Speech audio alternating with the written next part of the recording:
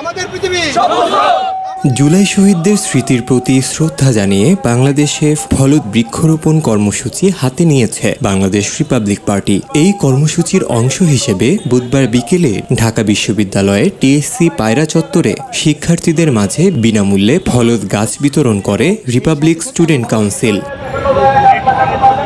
এ সময় উপস্থিত ছিলেন মাহাদি হাসান, মুশফিকুর রহমান রনি সহ সংগঠনের আরও অনেক নেতাকর্মী। এ সময় দলের যুগ্ম সাধারণ সম্পাদক সাইফুল্লাহ খান বলেন, আমরা বিশ্বাস করি যে একটি গাছ শুধু একটি বৃক্ষ নয়, এটি সদকা জারি হিসাবে সে শহীদদের জন্য যতদিন এই গাছের অক্সিজেন মানুষ গ্রহণ করবে, ওই শহীদদের সদকা জারি হিসাবে এই গাছটিকে থাকবে। বাংলাদেশ রিপাবলিক পার্টি একটি সবুজায়ন কর্মসূচির মাধ্যমে কাজ করে যাচ্ছে এবং ভবিষ্যতে কাজ করে যাবে।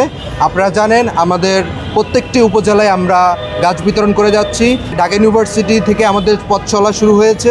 আজকে আমরা 40,000 গাছ নিয়ে এসেছি। আজকে ঢাকা ইউনিভার্সিটির পায়রা চত্বরে আমরা 1,000 গাছ বিতরণ করছি। বাংলাদেশ রিপাবলিক পার্টি ভবিষ্যতে এ ধরনের ভালো উদ্যোগে গ্রহণের সবাই আমাদের পাশে থাকবেন ইনশাল্লাহ। রিপাবলিক পার্টি জিন্দাবাদ, স্টুডেন্ট কাউন্সিল জিন্দাবাদ। এই কর্মসূচির মাধ্যমে তরুণদের মধ্যে পরিবেশ সচেতনতা বৃদ্ধি এবং সবুজ ও সুস্থ বাংলাদেশ গঠনে অংশগ্রহণের বার্তা পৌঁছে দিতে চায় বাংলাদেশ রিপাবলিক পার্টি। আমরা মনে করি মানুষ মরার পরে, যেহেতু আমাদের ইসলামিক ধর্মবোধ থেকে যে মানুষ মারা যাওয়ার পরে অনেকটা অসহায় হয়ে যায়, তো তাদের দোয়ার জন্য এটা করা একটা ইনোভেটিভ জিনিস। আর বাংলাদেশের সবুজায়ন সাথে সাথে যে সবুজায়ন যে প্রোগ্রাম, যেহেতু আমরা সারা বাংলাদেশব্যাপী রিপাবলিক পার্টির পক্ষ থেকে 40,000 গাছ রোপণ করছে, একটা সবুজায়ন হয়ে যাচ্ছে আর কি। That's it.